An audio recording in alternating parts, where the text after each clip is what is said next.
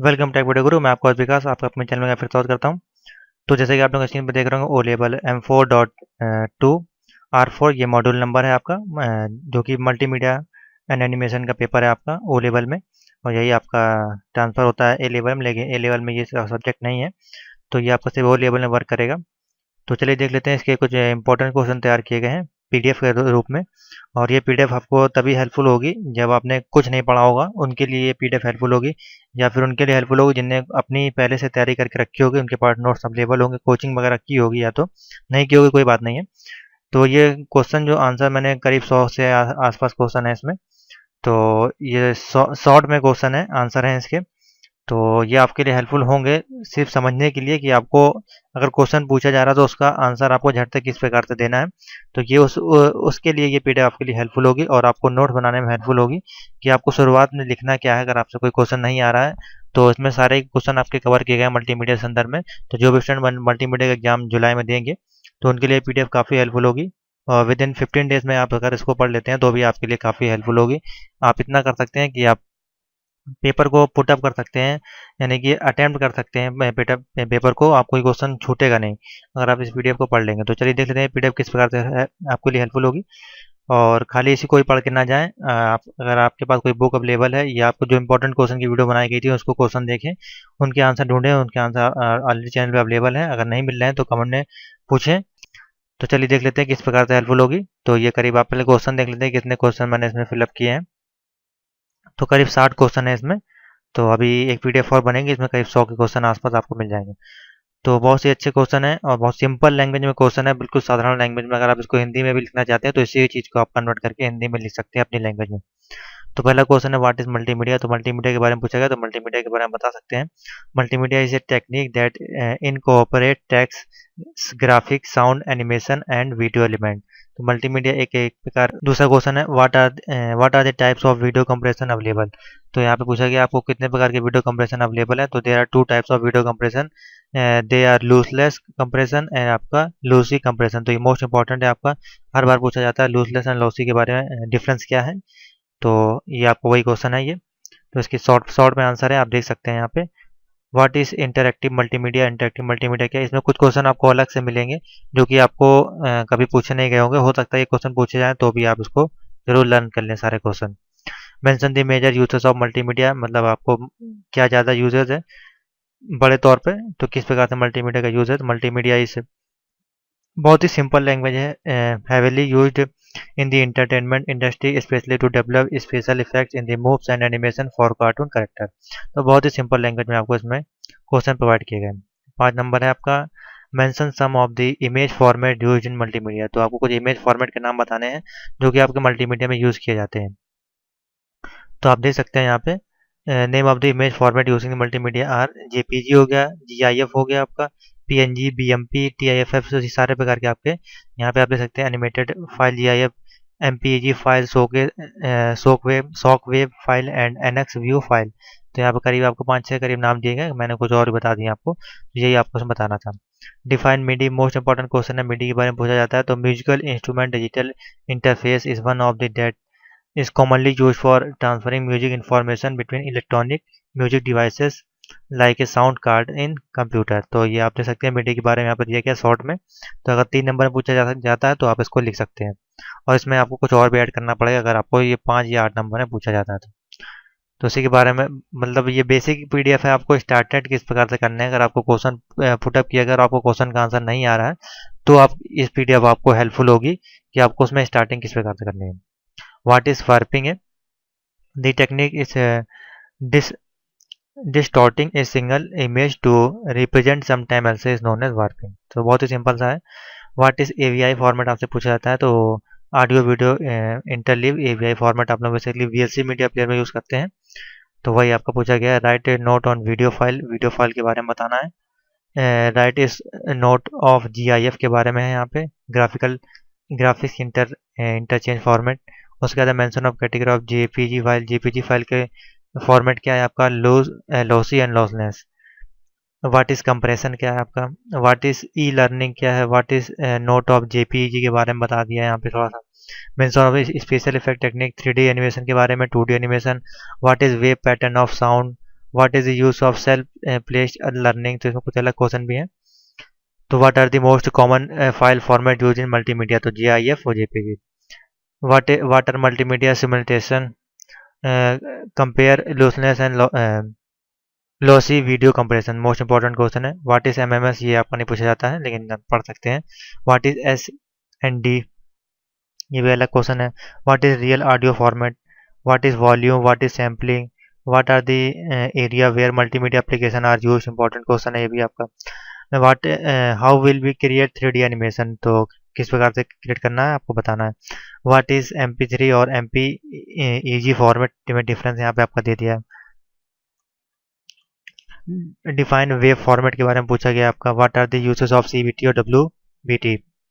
What is window media format, आपका 2D animation हो गया आपका। AIF format. तो लगभग यहाँ पे सारे क्वेश्चन आपके कवर किए गए हैं। आप इसको PDF को आपको लिंक दे देंगे, फ्री ऑफ कॉस्ट है, तो कोई चार्ज आपसे नहीं लिया जा रहा है अभी फिलहाल। तो उसको वहाँ पे अपलोड कर दिया जाएगा, वहाँ से आप इसको डाउनलोड करके मोबाइल या कंप्यूटर में एक्सेस करके पढ़ सकते हैं। इसको प्रिंट करने की जरूरत नहीं है, 14 पन्ने की PDF है, आप चाहें तो प्रिंट भी कर सकते हैं, आपके लिए हेल्पफुल होगी, आपको पढ़ने में आसानी होगी। और विद इन, ये उनके लिए है जो विद इन एक दिन पहले पढ़ना स्टार्ट करते हैं, उनके पास कोई नोट्स अवेलेबल नहीं होता है, तो कम से कम उनको ये क्वेश्चन देखेंगे तो इनमें से कोई सा अगर क्वेश्चन मिलता है तो आप उसका आंसर लिख सकते हैं, 2 से 4 लाइन 5 लाइन। बाकी आप बीच में आप कुछ भी लिख दें, फिर आपको कोई दिक्कत नहीं होगी, लेकिन जो शुरुआत की होगी वो आप यही लिखें तो आपके लिए आंसर सही माना जाएगा। What is the speciality of multimedia, what is sound force, what are the area of multimedia element are used. तो इसी प्रकार के बेसिक क्वेश्चन है इसमें, और कुछ क्वेश्चन मिसिंग भी हैं जो कि आपके इंपॉर्टेंट क्वेश्चन में बताए गए थे, तो उनको भी जरूर देखें, खाली इस PDF पे डिपेंड ना रहें। ये आपके लिए हेल्पफुल होगी, बिल्कुल हेल्पफुल होगी कि अगर आपको कोई क्वेश्चन नहीं आ रहा है और उसका आंसर किस प्रकार से लिखना है तो आपको ये काफ़ी हेल्पफुल होगी। तो आशा करते हैं आपको वीडियो समझ में आ गई हो, किस प्रकार से PDF को आपको लर्न करना है और किस प्रकार से क्वेश्चन आपको पुटअप किए जाते हैं मल्टीमीडिया एनिमेशन में। तो और कोई जानकारी चाहिए संदर्भ में तो कमेंट में आप पूछ सकते हैं, और प्लीज़ जरूर चैनल को सब्सक्राइब करें, बेल आइकन को प्रेस करें जिससे आपको नोटिफिकेशन लगातार मिलता रहे, और वीडियो को शेयर कर दें जिससे कि अधिक से अधिक लोग वीडियो को देख सकें। तो आज की जो वीडियो आपके लिए काफ़ी ज़्यादा इंपॉर्टेंट होने वाली है, क्योंकि इससे पहले आपको IT टूल्स इंटरनेट और आपके C लैंग्वेज की 1 आवर 2 आवर की आपको फुल कंप्लीट वीडियो मैंने आपको बना के दी थी। अभी तक अगर आप बात करें और किसी चैनल पे या हमारे चैनल पे भी आपको मल्टीमीडिया की अभी तक कोई क्लास अवेलेबल नहीं हुई है, तो मैं आपको हिंदी में आपकी क्लास लगाने जा रहा हूँ आज की वीडियो में। तो ये वीडियो आपकी हो सकता है 1 घंटे या 2 घंटे की आपकी हो सकती है, या पार्ट में मैं आपको दूंगा तो 1 घंटे की एक वीडियो आपको और 2 या 3 वीडियो में आपको कवर करने की कोशिश करूंगा कि पूरा मल्टीमीडिया का जो सिलेबस है मैं उसको समझा दूं आपको शॉर्ट में। और बाकी आप PDF परचेज कर लें, उसका लिंक वीडियो के डिस्क्रिप्शन में दिया हुआ है कि आपको किस प्रकार से परचेज करना है, व्हाट्सएप नंबर दिया गया है। 300 रुपये फीस है आपकी हिंदी या इंग्लिश, जिसमें आप परचेज करके एग्जाम अपना दे सकते हैं। तो चलिए देखते हैं, बाकी जो आपको वीडियो होंगे वो आपको प्लेलिस्ट मल्टीमीडिया 2020 की उसमें आपको मिल जाएगी, और मॉक टेस्ट के लिए भी आपको प्लेलिस्ट में PDF बनी हुई है, आप उसको जाके प्रैक्टिस कर सकते हैं हमारे चैनल पे। तो चलिए देखते हैं कौन कौन से आपको जो टॉपिक है इसमें इंपॉर्टेंट है जो आपको पढ़ने हैं। पूरी PDF बनी हुई है 143 पेजेस की, आप इसको परचेज करके अपना मल्टीमीडिया का एग्जाम दे सकते हैं, गारंटी कि आप आराम से इससे पास हो जाएंगे। तो इसमें आपको इंट्रोडक्शन टू मल्टीमीडिया है आपका, कंप्यूटर फॉन्ट्स है उसके बारे में आपका है, ऑडियो फंक्शन के बारे में है आपका, और इमेजेस के बारे में पूरा आपका इसमें दिया गया है, वीडियो एनिमेशन के बारे में दिया गया, मल्टीमीडिया के बारे में दिया गया है। तो इसमें लगभग आपका पूरा टॉपिक जो है वो कवर कर दिया गया। तो चलिए देखते हैं किस प्रकार से है। तो मल्टीमीडिया बेसिकली आपका होता क्या है। तो मल्टीमीडिया प्रेजेंटेशन एक डिजिटल शो है जिसकी विषय वस्तु विभिन्न विभिन्न अलग मीडिया टाइप जैसे text, image, graphics, audio, video तथा एनिमेशन द्वारा व्यक्त की जाती है। तो आप सिंपल सी बात हम समझ गए, मल्टीमीडिया एक आपका प्रेजेंटेशन है, एक शो है, एक फिल्म है, एक कुछ भी आप कह सकते हैं, एक वो चीज़ है जिसको आप देख सकते हैं और समझ सकते हैं, लिख सकते हैं और उसको महसूस कर सकते हैं, जैसा कि टेक्स्ट हो गया, इमेज हो गया, ऑडियो, वीडियो और तमाम चीज़ें आपके एनिमेशन में आपकी मल्टीमीडिया में यूज़ होती है।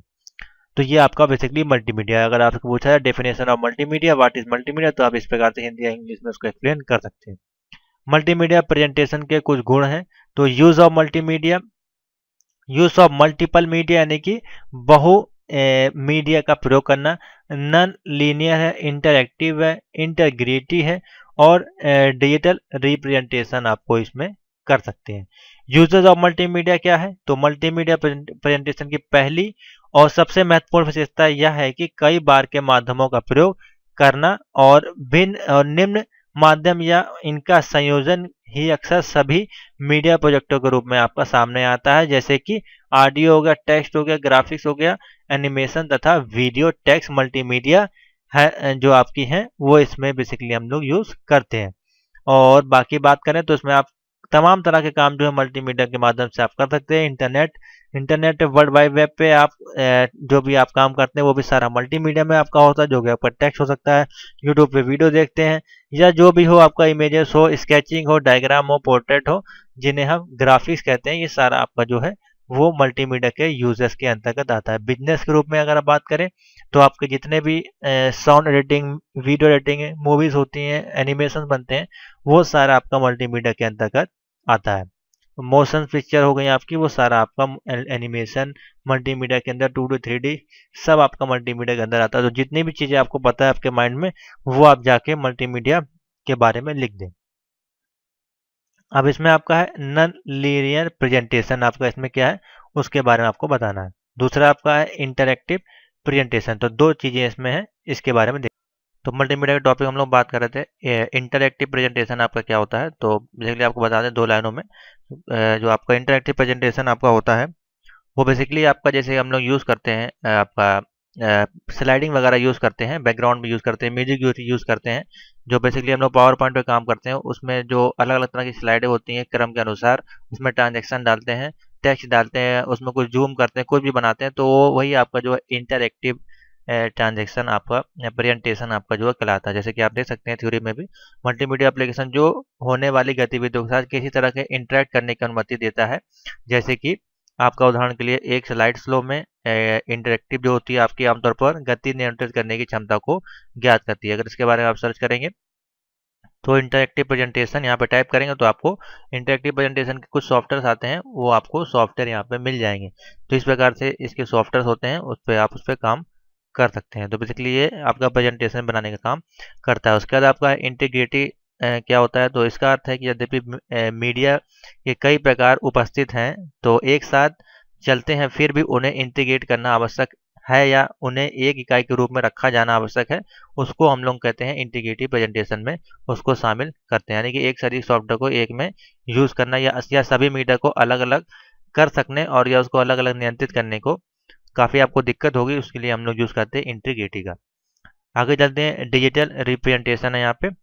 तो बेसिकली जाहिर सी बात है, नाम से आपको समझ में आ जाएगा, डिजिटल है तो डिजिटली उसको रिप्रेजेंट आपको करना है, यानी कि सूचना को सीक्वेंसली और सीरियल बेस में, आपको रैंडम बेस में आपको उसको पहुंचाना है, या आपको उसको स्टोर करना है या एड्रेस करना है। तो वो सारी चीज़ें इसमें आपको करनी होती है, जैसे कि आप देख सकते हैं थ्योरी के माध्यम से। तो इस प्रकार से आपको थ्योरी लिखनी पड़ती है। अगर आपसे पूछा जाता है डिजिटल प्रेजेंटेशन क्या है, तो फिर आपको ऐसे बताना पड़ेगा। जैसे उदाहरण के लिए यहाँ पे अंतिम कुछ लोकेशन में स्टोर किया गया डेटा जब तक एक्सेस नहीं होगा, जब तक कि सीक्वेंस में, यानी कि जैसे कि मान लीजिए आपको कोई म्यूजिक प्लेयर है, उसमें आप गाना बजा रहे हैं, पहला आपने बजाया, उसके बाद वो स्टॉप हो गया। अगर आप उसको स्टोर कर देते हैं आप म्यूजिक में, तो ऑटोमेटिकली वो एक के बाद आपका वो गाना जो है बजने लगता है। जो उसी को आपका सीक्वेंसी मोड है यहाँ पे, वही आपका, यदि एक म्यूजिक 10 गाने रिकॉर्ड किए गए हैं, यदि उसमें 8वें गाने को सुनना चाहते हैं तो सबसे पहले 7वें गाने को भी आपको सुनना पड़ेगा, तभी वो आगे बढ़ेगा। तो वही आपका बेसिकली यहाँ पे सीक्वेंस मोड आपका समझाया गया है। आगे चलते हैं, कुछ खास नहीं है। कंपोनेंट्स ऑफ मल्टीमीडिया, यानी कि मल्टीमीडिया के कौन कौन से कंपोनेंट्स हैं, पार्ट्स कौन से हैं, तो काफ़ी इंपॉर्टेंट चीज़ है। तो मल्टीमीडिया के कंपोनेंट आप समझ सकते हैं कि मल्टीमीडिया के अंतर्गत आपका टेक्स्ट, ऑडियो, वीडियो, ग्राफिक्स, ये सारी चीज़ें इसके अंदर आती है। एनिमेशन, तो क्या क्या फाइल हो सकती हैं वो आपकी, जैसे कि डायनेमिक एलिमेंट की बात करें तो उसमें आपकी वीडियो आती है, एनिमेशन और ऑडियो।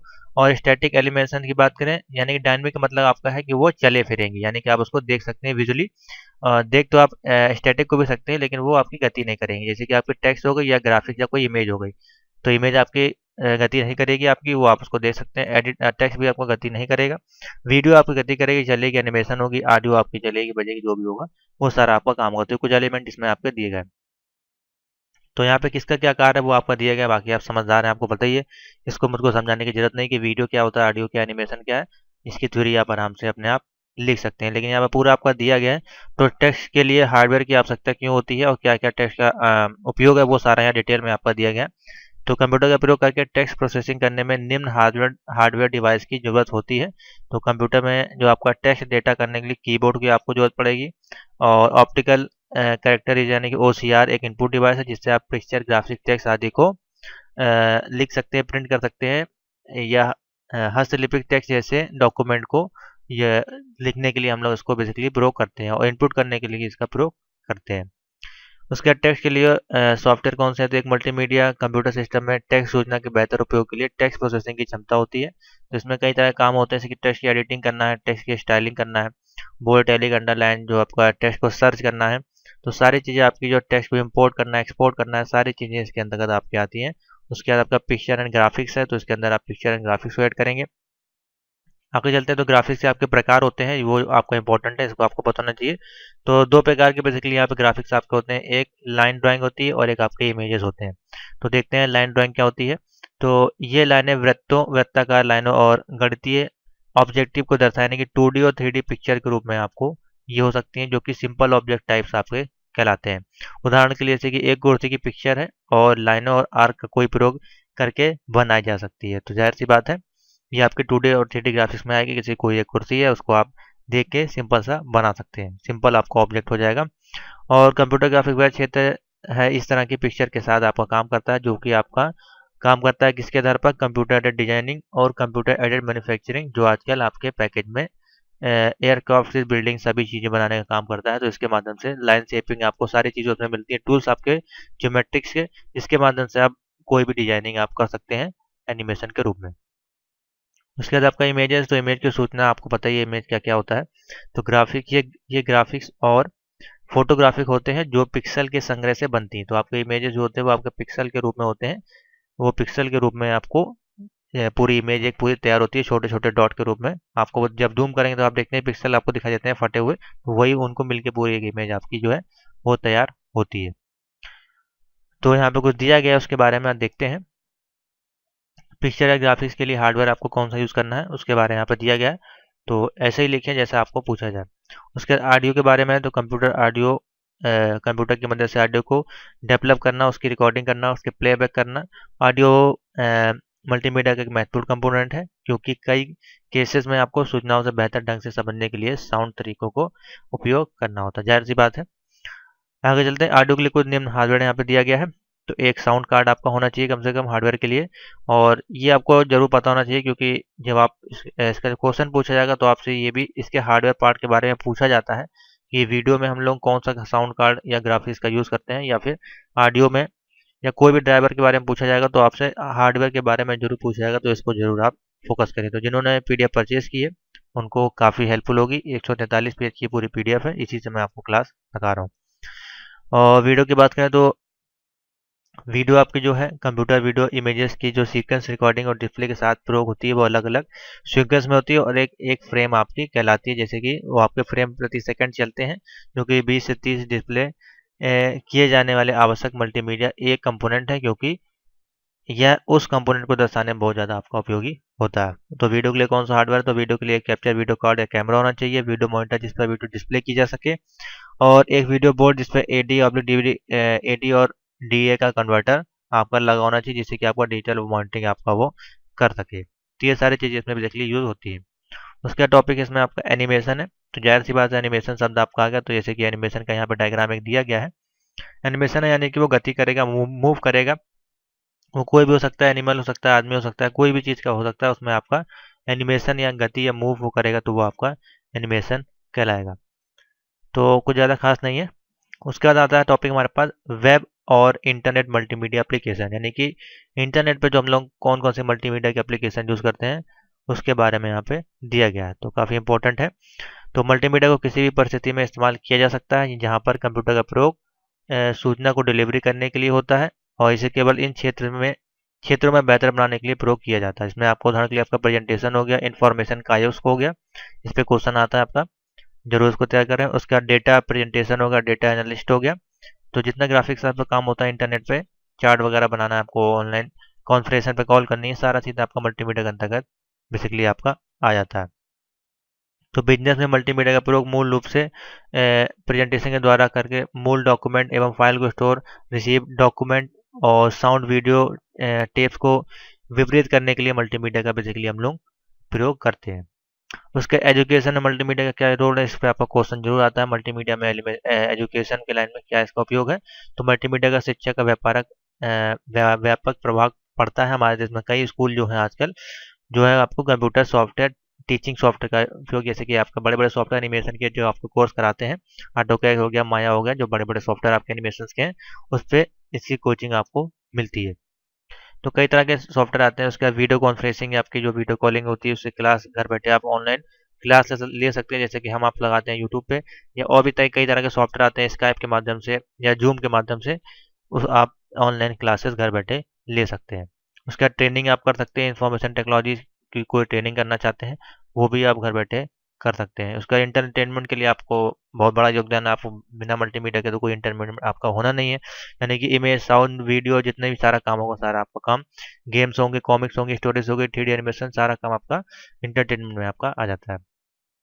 उसके बाद आपका इलेक्ट्रॉनिक इंसाइक्लोपीडिया आपका है, तो इलेक्ट्रॉनिक इसमें आपका होता है, बल्कि साउंड वीडियो एनिमेशन सारी चीज़ें इसमें आपकी यूज़ होती है। उसके बाद कुछ कमर्शियल एप्लीकेशन है यहाँ पे, उसके नाम यहाँ पे दिए गए हैं, तो कुछ ज़्यादा खास नहीं है, तो काफ़ी ज़्यादा डिटेल में यहाँ पे दिया गया, इस पर हम लोग बात नहीं करेंगे। आगे चलते हैं जो मेन टॉपिक हमारे पास है।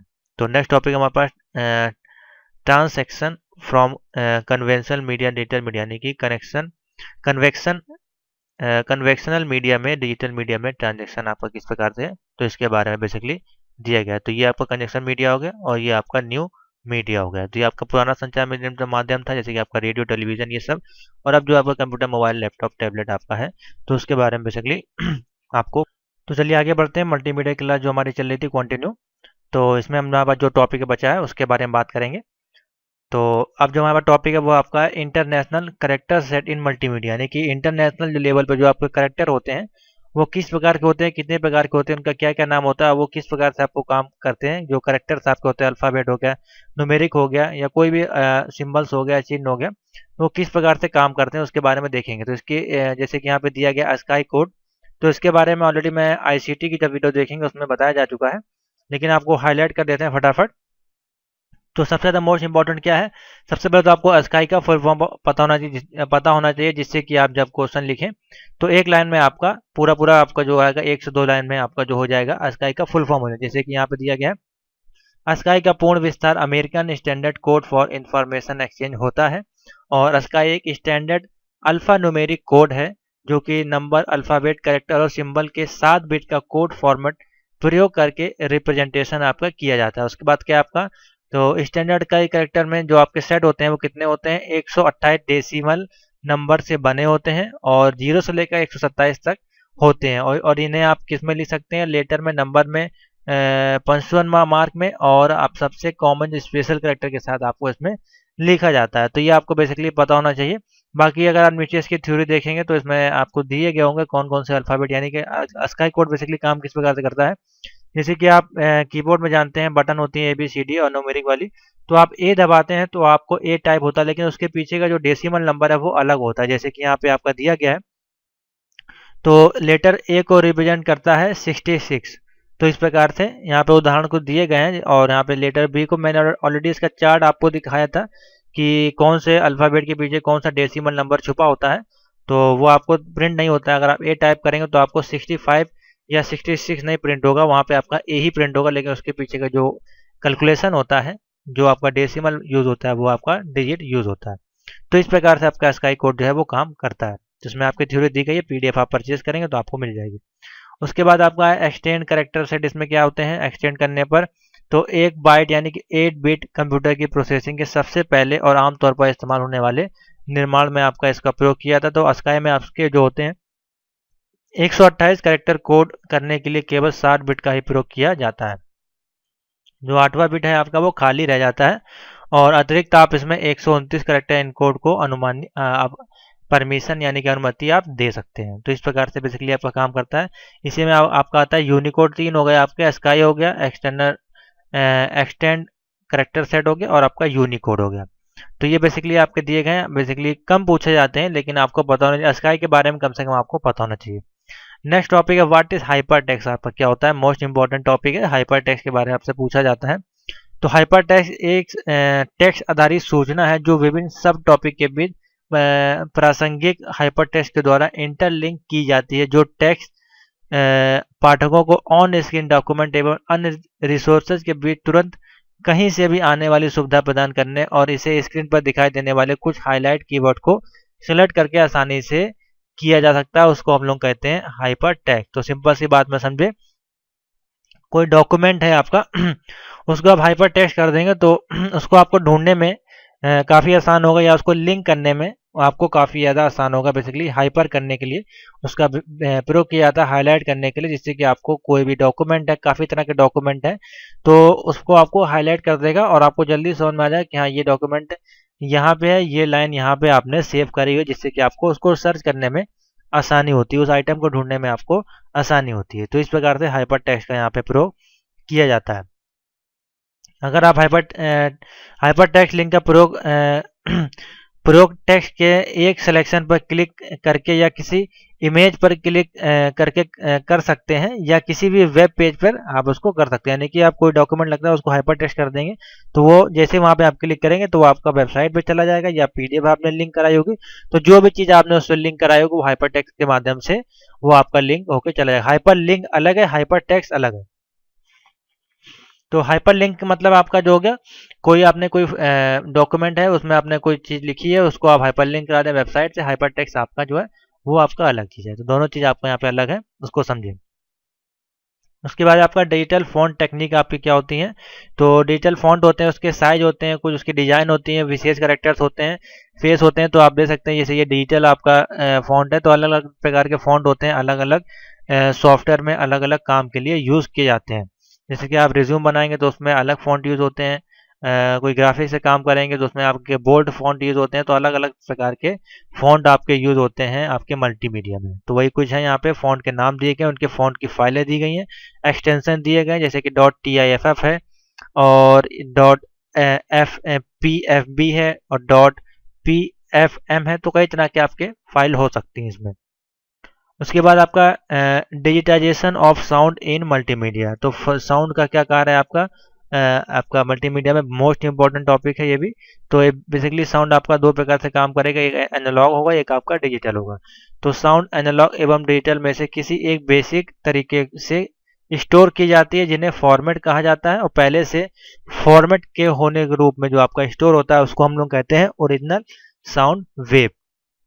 उसके बाद आपका इसमें एनालॉग रिकॉर्डिंग कहा जाता है उसको, और यह फॉर्मेट एनालॉग भी आपका कहलाता है, क्योंकि साउंड वेव का फॉर्म जिसे वेव फॉर्म कहा जाता है वो रिकॉर्डिंग में आपका जो होता है ओरिजिनल वेव फॉर्म के जैसा ही होता है। अन्य शब्दों में कहा जाए तो आपका रिकॉर्डिंग वेव ओरिजिनल वेव की कॉपी होती है। तो ये बेसिकली आपस में मिलते जुलते वर्ड है। बेसिकली आपका काम जो है बेसिकली वो रिकॉर्डिंग और डिजिटल से एनालॉग में आपका ही कन्वर्सन करने का काम करते हैं।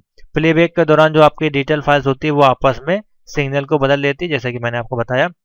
तो उसी प्रकार से आपका ये काम करता है बेसिकली। इसमें पूरी थ्योरी दी गई, कितने गीगाहर्ट्ज वगैरह पे आपका काम करता है वो चीज़ें आपको पता होनी चाहिए। तो कुछ चीज़ें इसमें आप पॉइंट वाइज समझ लें। थोड़ा सा पहले आपको लिखना है इसके बारे में, थ्योरी इसकी आपको बतानी है कि बेसिकली साउंड का बेसिकली यूज़ किस प्रकार से करते हैं। तो इसमें कोई आपको रटने की जरूरत नहीं है, आपको पता होगा साउंड का किस प्रकार से यूज़ करते हैं। और थोड़ी बहुत तो आपको साइंस आती होगी, तो साइंस मतलब आपकी डिजिटल एनालॉग जो भी आपका कन्वर्जन होता है साउंड का, वो चीज़ें आपको पता होनी चाहिए। और उसके बाद यहाँ पे कुछ आपको थ्योरी दी गई, जैसे कि इनकी वैल्यू कितनी होती है। तो 8, 11, 12 और 44.1 किलो गीगाहर्ट्ज होती है। उदाहरण के लिए जैसे कि सीडी क्वालिटी, ऑडियो क्वालिटी में अगर आप कंपैरिजन करेंगे तो आपको डिफरेंट क्वालिटी दिखाई देंगी। और ये आपके 8, 16 और 32 बिट पे आपके काम करते हैं। उसके बाद आपका फ्रीक्वेंसी एंड बैंडविड्थ है, मोस्ट इंपॉर्टेंट टॉपिक है। तो डिजिटाइजिंग के दौरान आपका ओरिजिनल जो एनालॉग डेटा होता है वो दो सैंपल के बीच में आपका वर्क करता है, जो कि आपका एक हो गया फ्रीक्वेंसी, दूसरा हो गया आपका सैम्पलिंग रेट, उसको कहा जाता है। तो साउंड एक आपका माध्यम होता है, पता है, जिसके लिए आप प्रेशर, जैसे कि यहाँ पे दिए गए, साउंड एक माध्यम से होकर गुजरने वाली बदलते हुए प्रेशर की वेव्स होते हैं। जब आपका जो साउंड हवा से गुजरती है तो वायुमंडल प्रेशर जो आपका, तो काफ़ी साइंटिफिक यहाँ पे समझाया गया है, लेकिन आपको लिखना इसी शब्द में है। तो क्योंकि आपको अगर आएगा तो इस प्रकार से अगर आप डायग्राम वगैरह बना देंगे इसका, जैसे पीडीएफ मैंने दिया है, तो आपको अच्छे नंबर इसमें मिल जाएंगे। बेसिकली आपको क्वेश्चन मिलेगा कि what is the difference between frequency and bandwidth, या what is the definition of frequency and bandwidth. तो उसके बारे में आपको इसमें एक्सप्लेन करना पड़ेगा। थोड़ा सा मैथमेटिक है, थोड़ा टेक्निकल है। तो आप देख सकते हैं काफ़ी लंबा इसका आंसर है, तो मैं इसको पढ़ूंगा नहीं क्योंकि पढ़ने का नहीं, आपको समझने की यहाँ पे ज़रूरत है। उसके बाद आपका decibel system in multimedia. Decibel system आपका क्या होता है।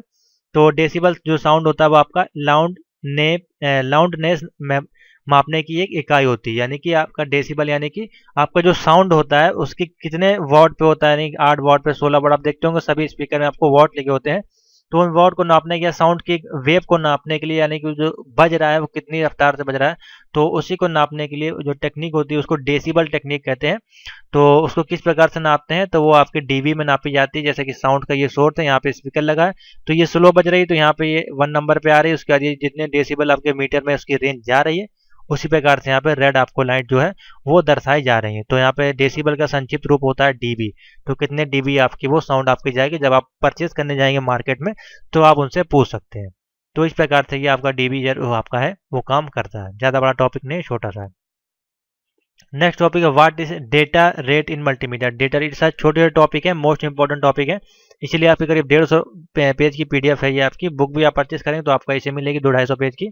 तो उससे उसका भी मैंने हाफ कर दिया है इसमें, जिससे कि आपको कम समय में भी जल्दी आपकी तैयारी हो सके। What is data rate in multimedia. तो डेटा रेट वह रेट होती है जिस पर सूचना को ट्रांसफर किया जाता है, और इसे जो है विशेष रूप से यानी कि यूनिट टाइम के रूप में व्यक्त किया जाता है। उदाहरण के लिए आपकी बात करें तो यहाँ पे आपका होते हैं कॉमन टाइप डेटा रेट, और आपका मेगाबाइट पर सेकेंड में इसका प्रयोग किया जाता है, और किलोबाइट पर सेकेंड जो अक्सर कंप्रेस ऑडियो फाइल के साथ प्रयोग किया जाता है।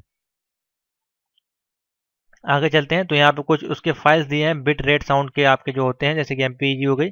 तो अलग अलग फाइल फॉर्मेट में अलग अलग उसके साउंड फॉर्मेट यूज होते हैं, और उनकी फाइलों का अलग अलग ये आपका प्रयोग होता है। उसकी जो क्वालिटी होंगी वो सबकी अलग होगी। जैसे कि वीडियो की बिट रेट होगी वो अलग होगी, ऑडियो की बिट रेट अलग होगी। जैसे कि आप देखते हैं तो ऑडियो में आपको जो बिट रेट आपको मिलती है वो 64 लिखा रहता है, आपका 128 लिखा रहता है, 320 लिखा रहता है, किलोहर्ट्ज के हिसाब से केबी में आपकी चलती है। और वीडियो की क्वालिटी जो होती है वो आपको एमबी में भी मिलती है। तो इस प्रकार से आपका ये बेसिकली कुछ काम करता है। यहाँ पे कुछ फॉर्मूला दिया गया है, जिससे उसको डिवाइड कर देंगे 8 से, तो इसका इतना बाइट आपको मिल जाएगा। तो इस प्रकार से पूरी डिजिटलाइजेशन आपकी मल्टीमीडिया की चलती है, जो कि काफ़ी ज़्यादा इंपॉर्टेंट है आपको समझना। कुछ ज़्यादा डिफिकल्ट नहीं है, आपको बेसिकली पॉइंट वाइज लेके चलना है, तब आप उसको आराम से एक्सप्लेन कर पाएंगे। Audio file format. तो यहाँ पे ऑडियो फाइल फॉर्मेट के बारे में पूछा गया, तो आपको पता है कि कंप्यूटर पे विभिन्न तरह की ऑडियो फाइल होती है। MP3 हो गई आपकी, वेब फाइल हो गई, मीडी फाइल हो गई। तो कई कई तरह की आपकी फाइलें होती हैं जो कि अलग अलग टाइप से यूज होती हैं, और अलग अलग इनके फॉर्मेट होते हैं, अलग अलग क्वालिटी होती हैं, और अलग अलग डिवाइसेस में ये आपके यूज होते हैं। तो ऑडियो फाइल फॉर्मेट के बारे में आपको बताना है, और कैसे आप पहचानेंगे कि ये आपका MP3 है। तो उसके एक्सटेंशन को देख के आप समझ जाएंगे, उसकी क्वालिटी को, और जब उसको रिकॉर्ड किया जाता है तब आप समझ जाएंगे उसको देख के किस प्रकार से ये इसकी क्वालिटी यहाँ पे होती है। तो basically types of audio format यहाँ पे जो होते हैं वो आपको दिए गए हैं। तो यहाँ पे 3 प्रकार के हैं, अनकम्प्रेस्ड ऑडियो फॉर्मेट, और लोसी कंप्रेस, और लूसीनेस कंप्रेस्ड ऑडियो फाइल। तो अनकम्प्रेस्ड आपके क्या होते हैं, तो जो ऑडियो आर्टिस्ट साउंड रिकॉर्ड करते हैं, क्रिएट करते हैं, एडिट करते हैं, इफेक्ट देते हैं, और उसका जो ओरिजिनल रॉ आउटपुट निकलता है उसे अनकम्प्रेस, यानी कि कोई आर्टिस्ट ने वीडियो ऑडियो रिकॉर्ड करी अपने गाने के लिए, उसको क्रिएट किया, उसको एडिट किया, उसमें कुछ इफेक्ट दिया, और जो आपका ओरिजिनल रॉ आउटपुट था, यानी कि उसमें कोई एडिटिंग नहीं की थी, उसी को उसने अपलोड कर दिया, तो उसको अनकम्प्रेस कहा जाएगा। यानी कि उसकी क्वालिटी आपकी बरकरार रहेगी, वो एकदम ओरिजिनल फॉर्मेट है, उसमें कोई एडिटिंग नहीं की गई है। उसमें अगर बैकग्राउंड नॉइज भी आ रही होगी तो भी आपको वो सुनाई देगी। उसी प्रकार से लॉसी कंप्रेस है और लॉसीनेस है, यानी कि ये अलग फॉर्मेट है। तो बेसिकली जाहिर सी बात है, अगर आप किसी फाइल को कंप्रेस एडिट कर देंगे, मिक्स कर देंगे, और तो उसकी क्वालिटी पे थोड़ा इफेक्ट आएगा, और वो अपनी कंप्रेशन के बाद वो और अपनी थोड़ी सी क्वालिटी अपनी डाउन हो जाएगी। तो वही यहाँ पे बेसिकली यहाँ पे दिया गया है। और यहाँ पे है PCM, यानी कि पल्स कोड मॉड्यूलेशन यहाँ पे दिए गए। तो ये क्या होता है, PCM ऑडियो फॉर्मेट CD और DVD में इस्तेमाल किया जाने वाला सबसे कॉमन फॉर्मेट है। इसमें कोई भी ऑडियो कंप्रेशन नहीं होता है, जो कि रॉ एनालॉग ऑडियो क्रिएट होता है, ये उसका डिजिटल रिकॉर्डिंग आपको देता है, इसको कहते हैं PCM। उसके बाद आपका वेब फाइल फॉर्मेट है। तो यह मीडिया इंडस्ट्री में जितनी की ऑडियो एडिटिंग होती हैं उनमें ज़्यादातर एडिटर वेब ऑडियो में आपको ही देखने को मिलते हैं। जैसे कि पहले के अगर आप मोबाइल देखें तो उसमें आपको वेब का ऑप्शन भी मिलता था, मिडी फाइल बनाने का ऑप्शन मिलता था, जो कि आपके नोकिया वगैरह सैमसंग के जो ब्लैक एंड वाइट फ़ोन आते तो उसमें आपको जो रिंगटोन्स होती थी वो बेसिकली मिडी और वेब से ही होती थी, क्योंकि उनका जो फॉर्मेट होता था वो काफ़ी छोटा होता है फाइल फॉर्मेट, यानी कि वो 1, 2 या 3 KB या 5 KB के अंदर 2 या 3 मिनट की आपका रिकॉर्डिंग हो सकती थी। तो इस प्रकार से इसका उपयोग किया जाता है। आगे चलते हैं। तो आगे चलते हैं, जो उसमें टॉपिक हमारे पास है जो कि आपका लूसी कंप्रेस ऑडियो फॉर्मेट है। तो ये आपकी एक अलग प्रकार की ऑडियो फॉर्मेट, जैसे कि मैंने कहा, ये आपकी क्वालिटी है वो आपकी चेंज होती जाएगी, ऑडियो के कन्वर्सन आपके चेंज हो जाएंगे, और ऑडियो के फाइल के नाम जैसे कि आपका लॉसी के अंदर जो आती हैं वो आपके MP3 MPEG 1 ऑडियो लेयर 3, तो इस प्रकार से अलग अलग होती हैं और अलग अलग डिवाइसेस में ये आपकी चलती हैं। और इसमें और देखें तो इसमें आपके आती है ACC, जिसको कहते हैं एडवांस ऑडियो कोडिंग। उसके बाद आपकी इसमें आती है WMA, जिसको कहते हैं विंडो मीडिया ऑडियो, जो कि हम लोग बेसिकली कंप्यूटर वगैरह में यूज़ करते हैं। तो अलग अलग जैसे ACC का आपका जो है, जो पॉपुलर जो ऑडियो फॉर्मेट होते हैं उनको हम लोग यूज़ करते हैं यूट्यूब में, एंड्रॉयड में, iOS में, iTunes में, यानी कि आपके एप्पल वगैरह में। और इसकी बात करें तो MP3 आप लोग बेसिकली टीवी में या मोबाइल में सभी में आपका बेसिकली MP3 फॉर्मेट हम लोग यूज़ करते हैं। उसके बाद आपको कुछ और हैं जो लॉसलेस कंप्रेशन ऑडियो फाइल है, जो कि इसमें क्या होता है, लॉसलेस कंप्रेशन बिल्कुल अलग, जिसमें कंप्रेशन के बाद साउंड क्वालिटी लॉस नहीं होती है, और उसे लॉसलेस कंप्रेशन क्वालिटी कहते हैं। और यहाँ पर फाइल जो है साइज जो होती है जितनी छोटी नहीं होती, और ये फाइल साइज 2 से 5 गुना तक बड़ी हो सकती है। तो इसमें आपकी जो होती है FLAC, यानी कि फ्री लॉसलेस ऑडियो कोडेक इसमें यूज़ होता है। और दूसरी जो क्वालिटी हमारे पास है इसमें ALAC यानी कि एप्पल लॉसलेस, और एप्पल वगैरह में जो हम लोग यूज़ करते हैं। तो आप देखते हैं कि एप्पल वगैरह में जो ऑडियो क्वालिटी होती है थोड़ी आपको बेटर सुनने को मिलती है, वो इसी के लिए। उसके बाद हमारे पास है MIDI, यानी कि म्यूजिकल इंस्ट्रूमेंट डिजिटल इंटरफेस, जो कि बेसिकली हम लोग के नोकिया के जो फ़ोन आते थे पहले black and white blue colour के, उसमें जो ऑडियो फॉर्म में आपकी ट्यून्स होती थी वो आपके बेसिकली MIDI यानी कि इंस्ट्रूमेंटल ट्यून्स होती थी, जो कि 1 KB 2 KB या 3 KB की हो सकती थी आपकी, या बाइट्स में भी काफ़ी कभी कभार आपको देखने को मिल सकती, जिनका काफ़ी ज़्यादा छोटा सा आपका फॉर्मेट होता है, जो कि RM यानी कि real media, AVI audio video interleaved. उसके बाद आपका ASP यानी कि एडवांस स्ट्रीमिंग, MP3। तो कई तरह के फाइल फॉर्मेट में ये आपको वेब फॉर्म हो गया। तो अलग अलग फाइल फॉर्मेट हैं, उसके यहाँ पे तरीके आपके दिए गए हैं, तो इसको आप पढ़ें, इंपॉर्टेंट क्वेश्चन है।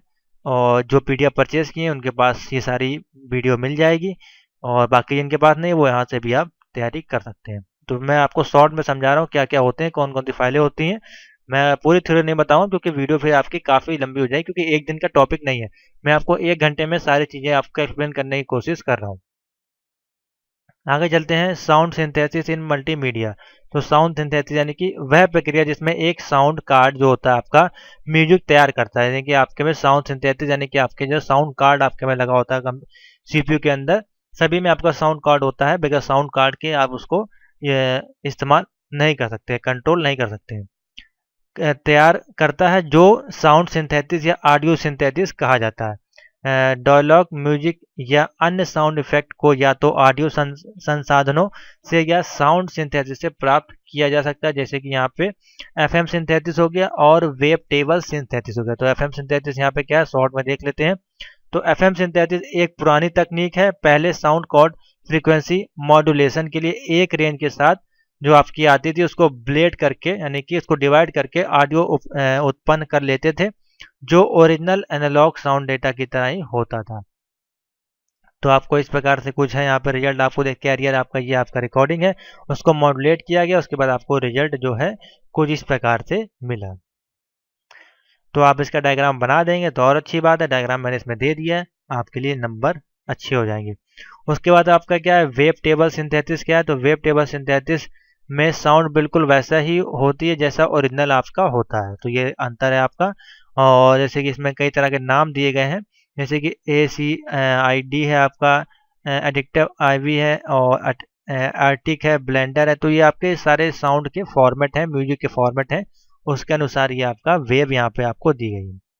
आगे चलते हैं, what is MIDI in multimedia. तो MIDI के बारे में आपको बता दिया है। MIDI आपका म्यूजिकल इंस्ट्रूमेंट डिजिटल इंटरफेस होता है, जो कि industry standard electronic communication protocol है, और जो इलेक्ट्रॉनिक म्यूजिकल उपकरणों और कंप्यूटर जैसे अन्य उपकरणों में रियल टाइम में कम्युनिकेट, सिंक्रोनाइजेस और कंट्रोल करने की क्षमता आपको देता है, जो कि किसी इस प्रकार से आपका होते हैं। आपका स्पीकर में हो गया आपका USB लगा के, या पावर स्पीकर आपके यहाँ पे दिए गए हैं जो MIDI आउटपुट इंस्ट्रूमेंट में, और ये आपको जो डिवाइस है ऑडियो कन्वर्टर की उसमें आप इसको लगा के यूज़ कर सकते हैं बेसिकली।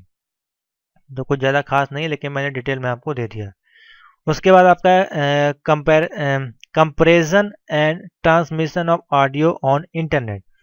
तो इंटरनेट पे अगर आप ऑडियो को यूज़ कर रहे हैं तो किस प्रकार से उसका कंपैरिजन और ट्रांसमिशन होगा उसके बारे में देखते हैं। इंपॉर्टेंट क्वेश्चन है, अच्छे क्वेश्चन है और नए क्वेश्चन आपको देखने को मिलेंगे मेरी पीडीएफ में। तो compression and transmission of audio and video. तो ऑडियो कंप्रेशन डेटा कंप्रेशन का एक रूप है जिसे ऑडियो फाइल साइज को घटाने के लिए उपयोग किया जाता है। बेसिकली आप समझ रहे हैं यहाँ पर कंप्रेशन शब्द यूज हुआ, तो कंप्रेशन में आपका इमेज भी आ जाएगा, इमेज भी कंप्रेस होगा, ऑडियो भी कंप्रेस होगी और आपकी वीडियो भी कंप्रेस होगी। आपको डिफरेंस क्या मिलेगा, आपकी क्वालिटी थोड़ी डाउन होगी, उसका साइज थोड़ा कम हो जाएगा, जिससे कि आपका डेटा बचेगा और आपके कानों में जो लाउडनेस आएगी उससे आप भी बच सकते हैं। तो ये बेसिकली इसमें काम आपका होता है। अलग अलग फ्रिक्वेंसी पे एनालॉग किया जाता है इसको, तो वही बेसिकली यहाँ पे काम है और कुछ ज़्यादा कुछ खास नहीं। इसमें भी आपका लॉसनेस का यूज़ किया गया है, लॉसनेस का, तो इसको मैं ऑलरेडी बता चुका हूँ। इसको आगे चलते हैं। आगे नेक्स्ट टॉपिक है हमारे पास, इसको छोड़ते हैं क्योंकि आपका सेम है, अभी मैं पहले आपको बताया इससे पहले। Adding sound multimedia, adding sound to multimedia project, यानी कि मल्टीमीडिया का प्रोजेक्ट बना रहे हैं तो उसमें जो ऑडियो यूज़ करेंगे, ऐड करेंगे, तो किस प्रकार से आपको उसमें काम करना है। तो अपने मल्टीमीडिया प्रोजेक्ट में एक ऑडियो रिकॉर्डिंग डालने के लिए निम्न स्टेप को आपको फॉलो करना होता है। जैसे कि ऑन फाइल फॉर्मेट, जो फॉर्मेट आप लेंगे उनको निर्धारित करें जो मल्टीमीडिया ऑसिंग सॉफ्टवेयर के साथ कंपेटिबल है। तो ये मोस्ट इंपॉर्टेंट टॉपिक है और ये आपको समझना चाहिए। यानी कि मान लीजिए आप किसी मल्टीमीडिया प्रोजेक्ट बना रहे हैं, यानी कि आप फोटोशॉप पे बना रहे हैं या कोई सॉफ्टवेयर पे बना रहे हैं मल्टीमीडिया के, मैक्रोमीडिया आपका आता है, फ्लैश प्लेयर, काफ़ी सारे आपके सॉफ्टवेयर आते हैं एनिमेशन के।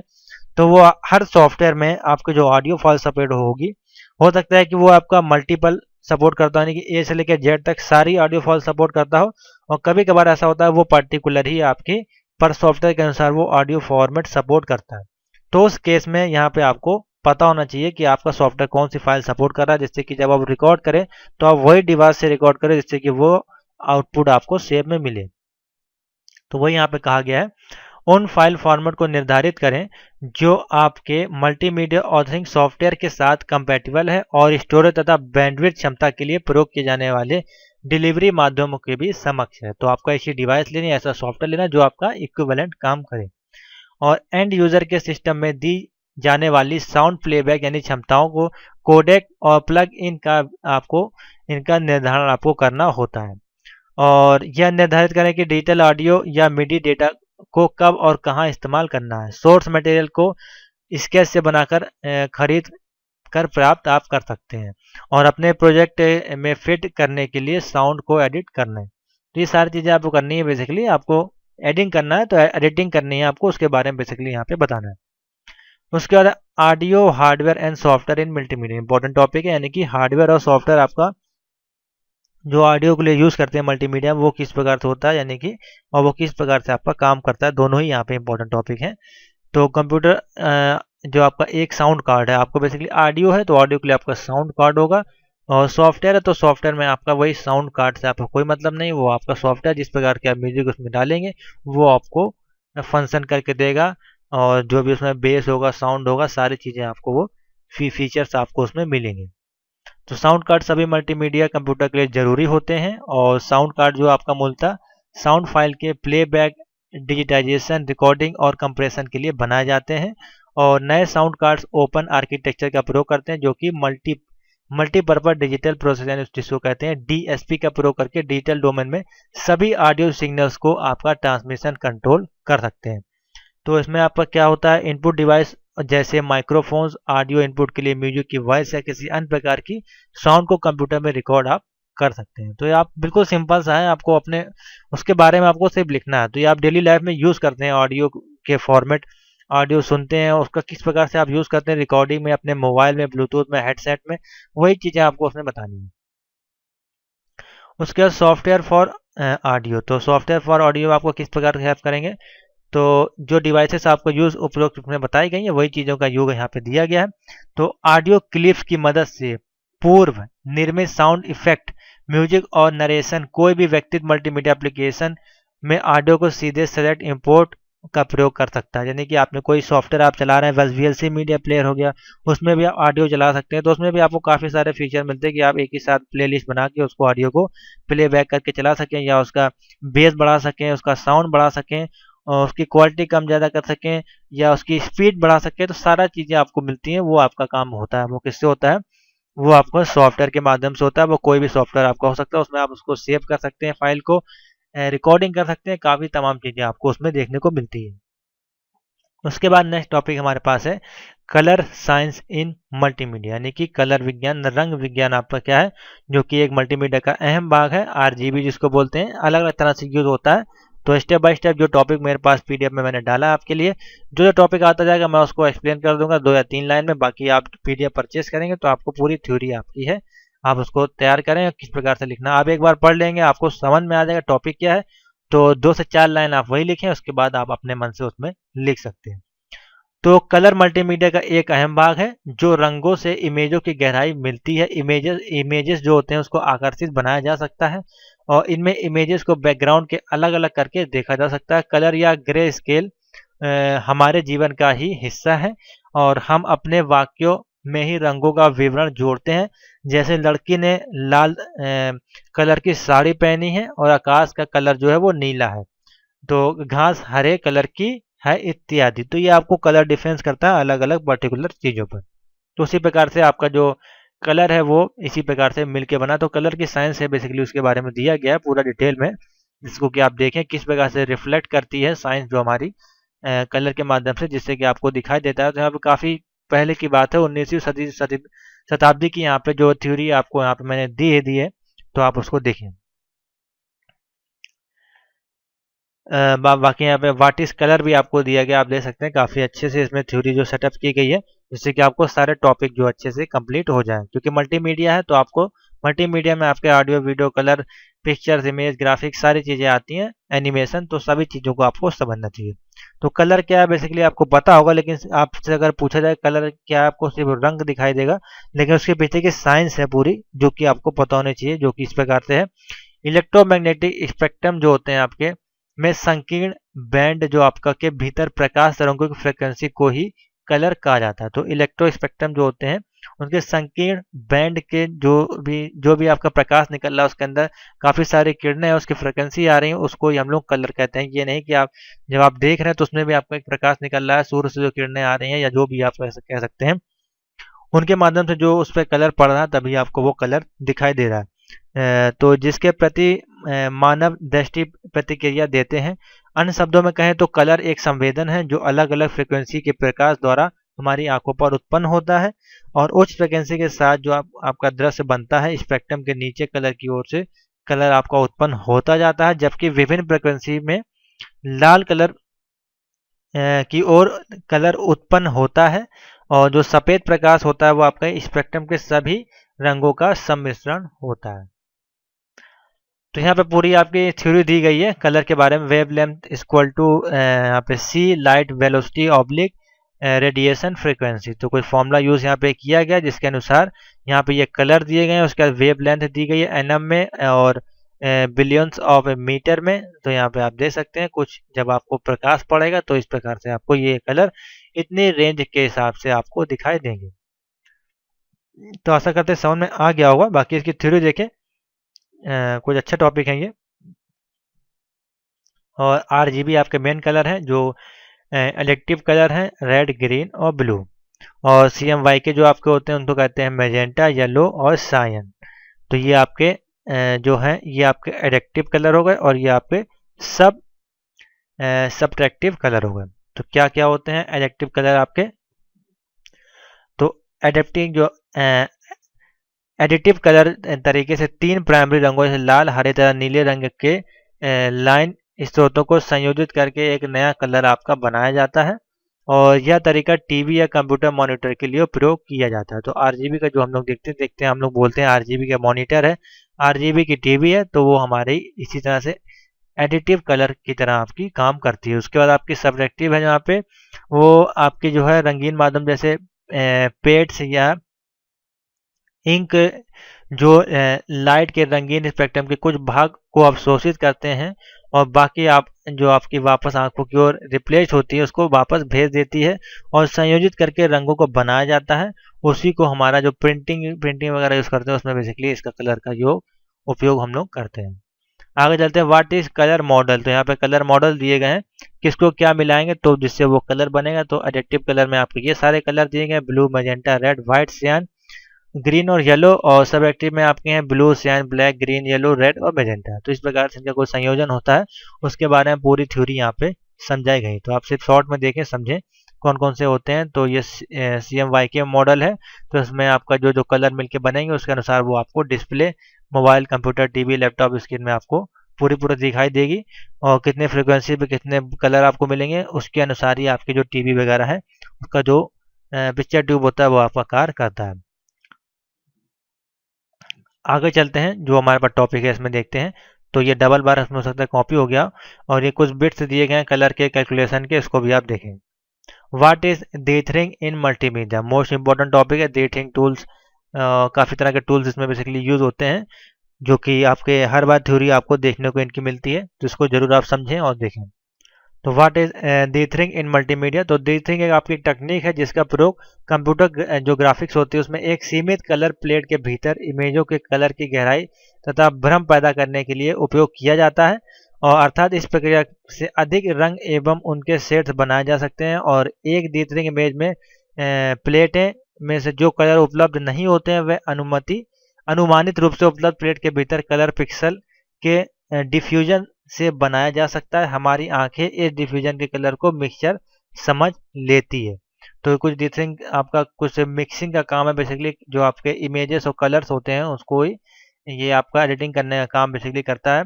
और जब किसी डिस्प्ले सिस्टम में किसी इमेज को ठीक ढंग से प्रदर्शित नहीं कर पाती है तो आपका वो डिस्टिंग तकनीक जो होती है, अनगिनत रंगों का प्लेट तैयार किया जाता है, जो कि अक्सर आपको देखने को मिलता है 24 बिट इमेज कलर में या फिर 256 बिट कलर में आपको डिथरिंग कलर जो होते हैं वो आपको देखने को मिलते हैं। और इसी में आपका टूल्स होता है एंटी अलाइजिंग। तो एंटी अलाइजिंग और आपका डिथरिंग टूल्स के बारे में ये क्वेश्चन आपको जरूर मिलता है। तो ये कुछ इस प्रकार से यहाँ पे इसका डायग्राम दिया गया है। तो यदि हम काफ़ी दूरी से एक बहुत से छोटे एरिया को देखेंगे तो हमारी आंखें छोटी एरिया के भीतर की बहुत सी बारीकियों को देख नहीं पाएगी। उसी प्रकार से आपका डिफरेंट टूल्स है आपका काम करता है। तो इसके बारे में पूरी थ्योरी दी गई है, आप इसको देखें। इतना ही था, ज़्यादा कुछ खास नहीं है। बेसिकली आप थोड़ा सा हाईलाइट कर लें, उसके बाद आप समझ जाएंगे कि इसके अंदर आपको लिखना क्या है। वही आपका इसमें किया जाता है, पूरा टॉपिक आपको रटा नहीं जाता। आगे चलते हैं, व्हाट इज 2D ग्राफिक्स। तो इसके लिए अगर आप क्वेश्चन रटेंगे तो कोई फायदा नहीं है। आपको पता है कि ग्राफिक्स क्या होती हैं, और इसमें 2D और 3D का कोई ज़्यादा अंतर नहीं है, थोड़ा बहुत अंतर आप कह सकते हैं। तो कंप्यूटर ग्राफिक्स को कंप्यूटर का प्रयोग करके आपका बनाया जाता है, और इसे अक्सर हम कंप्यूटर द्वारा चित्रांकन, डेटा या मैनिपुलेशन एवं रिप्रेजेंटेशन मानते हैं। और कंप्यूटर ग्राफिक्स के विकास ने कंप्यूटर को आसानी से इंटरैक्ट करके एवं बेहतर ढंग से समझने तथा कई प्रकार के छोटे या अर्थ समझने के लिए आपको तैयार किया गया। तो बेसिकली 2D ग्राफिक्स आपका है, जैसे कि आप देख सकते हैं ये पूरा जो ग्राफिक्स है आपको ये इमेज दिखाई दे रहा है, ये आपका 2D में है। अगर ये 3D होता है तो थोड़ा सा और आपको मॉडलिंग लगता है और काफ़ी ज़्यादा ग्राफिक्स इसमें यूज होती, और ज़्यादा की क्लियरिटी आपको इसमें देखने को मिलती। तो 2D जो है आपका 2G कंप्यूटर ग्राफिक्स आपका बेसिकली सॉफ्टवेयर्स होते हैं, उनके माध्यम से 2D और 3D मॉडलिंग आपकी की जाती है। वो किसी भी प्रकार की हो सकती है। आपको कोई शेप्स मिलेंगे उसको आपको डिजाइन करने होते हैं, जैसे कि ये आपको दे सकते हैं, ये आपका बेलन के आकार का है, बाकी इसको डिजाइन की गई, इसमें कलर डाला गया। उसी प्रकार से सभी चीज़ों को मिला के ये बनाए जाते हैं। तो 2D कंप्यूटर ग्राफिक्स में कंप्यूटर स्क्रीन को कैनवास माना जाता है। उसके बाद इसमें आपका पूरा इसके बारे में दिया गया है, और इसी में आपका 3D ग्राफिक्स भी होता हो सकता है, वो क्वेश्चन बाद में हो, लेकिन 2D और 3D दोनों को आप क्वेश्चन को पढ़ें।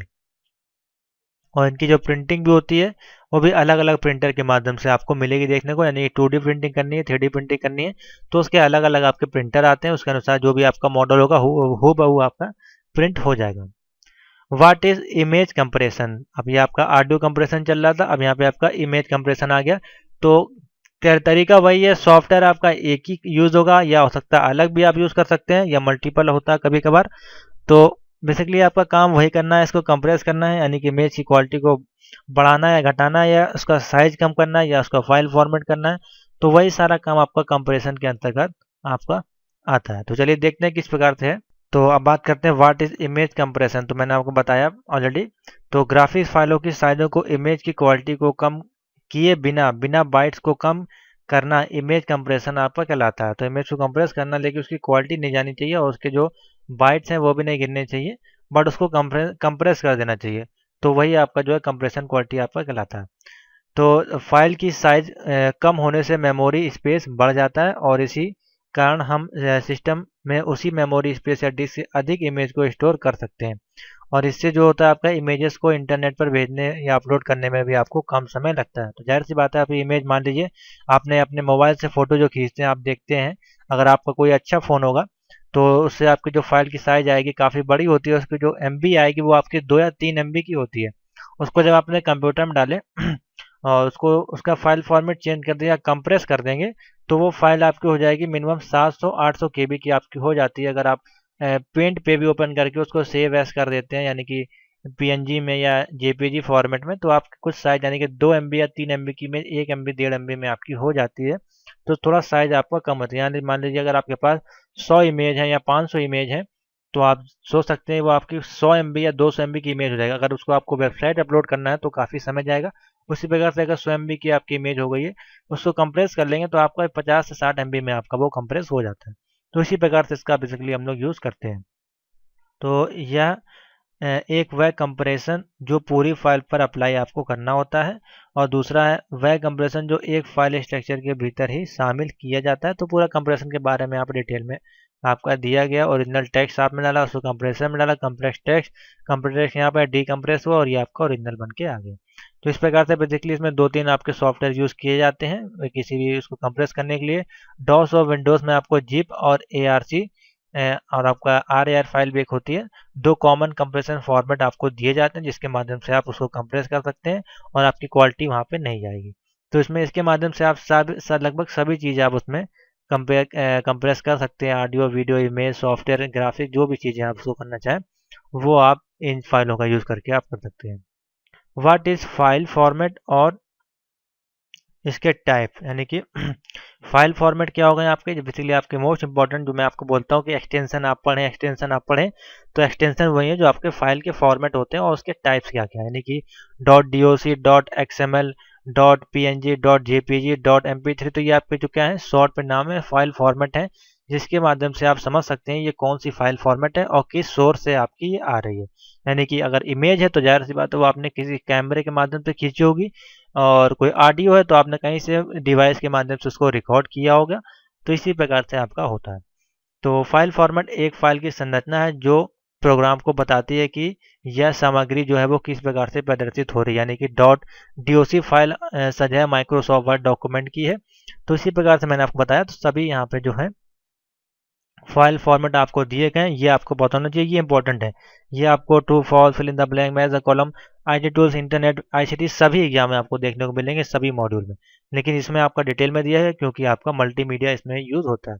तो टेक्स्ट के अंदर कौन कौन सी फाइलें आपकी आ जाती हैं, basically .asc, .doc, .docx, .msg, .txt, ये अलग अलग सॉफ्टवेयरों के माध्यम से यूज़ होती हैं। जैसे आपका ये वर्ड में यूज़ हो गई, ये आपके नोट पैड में यूज़ हो गई, WPS आपकी वर्ड पैड में यूज़ हो गई। तो ये अलग अलग सॉफ्टवेयर के अनुसार आपकी यूज़ होती हैं। तो आपको सॉफ्टवेयर का नाम भी पता होना चाहिए। नहीं पता है तो .asc फाइल फॉर्मेट डालें, गूगल पे आपको इसका फाइल फॉर्मेट और उसका सॉफ्टवेयर का नाम मिल जाएगा। इमेज के लिए BMP है, EPS, GIF, JPG, PITC, PNG, PHD और TIF अलग अलग सॉफ्टवेयर इसके लिए यूज़ होते हैं। साउंड है AAC, AU, MID, MP3, RA, SND, WMA और WAV। उसी प्रकार से वीडियो के लिए .avi, .mpg, .mov, .wmv। Program के लिए .bat, com और exe। कंप्रेस करने के लिए ARC, ARG, GZ, SXQ, RAR, SIT, tar, jet और zip। तो ये आपके बेसिकली सारी फाइल फॉर्मेट है, सबके नाम मैंने बता दिए जो कि मोस्ट इंपॉर्टेंट था। इसका आप स्क्रीनशॉट ले लें तो और आपके लिए बेनिफिट रहेगा। तो यहाँ पे इमेज उनके फाइल के नाम और उनके सॉफ्टवेयर दिए गए हैं और उनके किस सॉफ्टवेयर में यूज़ होते हैं वो आपका दिया गया, उसके फुल फॉर्म भी दिए गए हैं। तो यहाँ से आपको काफ़ी अच्छे नोट्स बनाए गए हैं, इसलिए मैं कह रहा था नोट जरूर परचेज करें, आपको सारी चीज़ उसमें मिलेंगी। और GIF का फुल फॉर्म दिया गया graphical image file, IMG file format, TIFF tag image file format, EPS है encapsulated post script, JPG joint photographic expert group. तो सभी के यहाँ पे फाइल फॉर्मेट उसके नाम दिए गए और इसका डिटेल में भी आपका दिया गया। तो GIF का पूरा नाम होता है ग्राफिक ये, और ये कब आपका सन में बना था, 1887 में बनाया गया था, और इसको किसके लिए यूज़ किया था वो सारी चीज़ें यहाँ पे दी गई है। बेसिकली आपको इसको एनिमेशन, हल्का सा एनिमेशन देने के लिए 1 से 2 सेकंड का, उसके लिए बेसिकली इसको यूज़ किया जाता है। उसके बाद IMG फाइल है, मूलतः IMG फाइल के साथ प्रोग्राम के साथ कार्य करने के लिए बनाया जाता है, प्रोग्राम जो आपके जो होते हैं। और यह फाइल फॉर्मेट मोनोक्रोम और ग्रे स्केल इमेज को हैंडल करता है। TIFF का पूरा नाम है ये, और इस इमेज फाइल का प्रयोग हम लोग करते हैं, इनको टिप फाइल कहा जाता है। और यह एक ऐसा फाइल फॉर्मेट है जिसे व्यापक रूप से प्रयोग किया जाता है और सभी प्लेटफॉर्म जैसे मैक, विंडोज़, यूनिक्स को आपका सपोर्ट करता है। उसी प्रकार से ग्राफिक्स का फॉर्मेट हो गया, WPG फाइल फॉर्मेट। तो सभी के फाइल फॉर्मेट के बारे में दिया गया, क्या क्या होते हैं, किस लिए यूज़ होते हैं। तो मैं डिटेल में नहीं जा रहा हूँ क्योंकि इतना ज़्यादा ये खास नहीं है, लेकिन आपको क्वेश्चन जब मिलेगा BMP क्या होता है, JPG क्या होता है, PNG क्या होता है, GIF क्या होता है, तो आपको यही थ्योरी वहाँ पे लिखनी पड़ेगी। 3 या 4 लाइन की आपकी होगी और क्वेश्चन आपको जो मिलेगा 2 या 3 नंबर का आपको मिलेगा। Use of images editing software, यानी कि इमेज को एडिट करना है तो उसके लिए किस सॉफ्टवेयर का बेसिकली हम लोग यूज़ करेंगे और उसका क्या यूज़ है, किस प्रकार से बेनिफिट है आपका मल्टीमीडिया में, तो उसके बारे में देखते हैं। तो image editing software visual image बनाने के लिए तैयार किए जाते हैं और इनमें इमेजेस या तो अत्यंत सरल स्क्रीन कैप्चर होती है या फिर 3D रियलिस्टिक इमेज हो सकती है, लेकिन दोनों ही इमेजेस दर्शकों को कुछ ऐसी सूचना देती हैं। अलग अलग प्रोग्राम की जटिलता और क्षमता अलग अलग होती है, लेकिन अधिकतर इमेज जो होती है वो आपकी कुछ कैटेगरी पर डिपेंड करती है, जो कि आपका मैकिन्टोश, विंडोज़, कैनवास प्रोग्राम जैसे कि बिटमैप, वेक्टर, दोनों की एडिटिंग अलग अलग होती है। तो यहाँ पे कुछ सॉफ्टवेयर दिए गए हैं और सभी में आपका एडिटिंग और इमेज की क्वालिटी जो होगी और कलर्स होंगे, वो ब्राइटनेस होगी, जो भी चीज़ें होंगी सब में अलग अलग आपको देखने को मिलेगा। तभी आप देखते हैं इंस्टाग्राम पे कुछ आपको अलग फॉर्मेट मिलते हैं, साइज अलग मिलते हैं, प्लेटफॉर्म अलग मिलता है, उसी प्रकार से है। तो ये बिटमैप एडिटिंग फॉर्मेट के बारे में दिया गया है। तो बिटमैप के लिए हम लोग यूज़ करते हैं Adobe Photoshop, Corel paint, shop pro, Corel Painter, Adobe firework, Corel photo paint, Photoshop element, GNU image, Microsoft Paint. तो कितने सारे सॉफ्टवेयर आपको यूज़ होते हैं। उसी प्रकार से वेक्टर अगर आपको बनाना है, वेक्टर में लाइन, सर्कल और स्क्वायर आदि आपको बनाने को मिलते हैं।